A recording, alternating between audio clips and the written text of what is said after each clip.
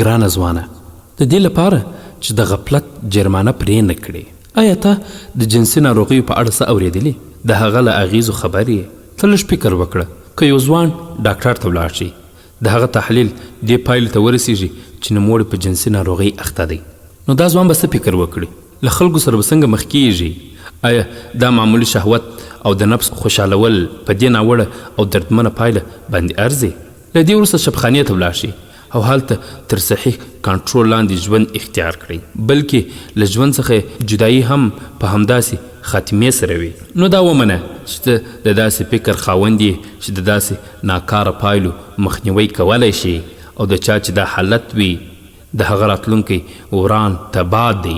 دا د هر چا نتیجه ده چې د خپل ناروا شهوت واګې همداسې پرېښي وي.